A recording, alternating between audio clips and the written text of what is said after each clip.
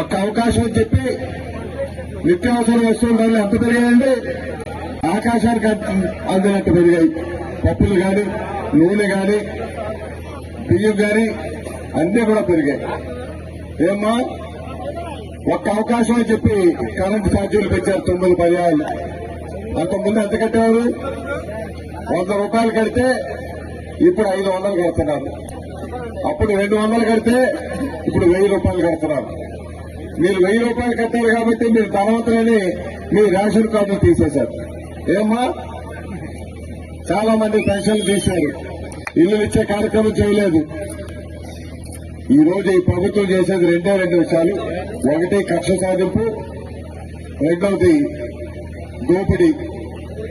ఈ రాష్ట్రాన్ని అన్ని రంగాల్లో కూడా దోపిడీ చేసేటువంటి ప్రభుత్వం. ఎంత ఘోరమైన దోపిడీ గతంలో నేను ఎప్పుడు కూడా చూడలేదు.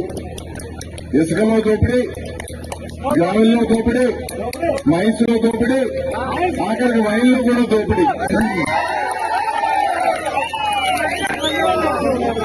గతంలో నేను ఎక్సైజ్ శాఖ మంత్రిగా చేశాను, కానీ ఎప్పుడు కూడా పోలీసుల చేత, ఉపాధ్యాయుల చేత ఈ సారా అమ్మించే కార్యక్రమం ఎప్పుడు ఏ ప్రభుత్వం చేయలేదు.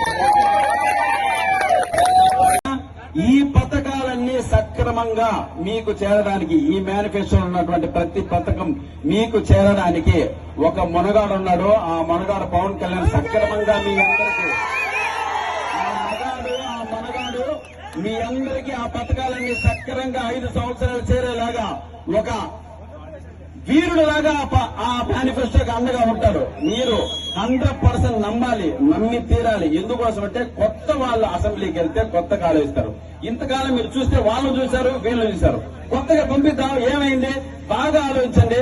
2014లో ఓటేశారు, మళ్ళీ ఇప్పుడు ఓటేయడానికి వచ్చేశారు. అంటే గడిచిన కాలం ఒక క్షణం. ఏదైనా తేడా వస్తే ఏ ప్రభుత్వం అయినా సరే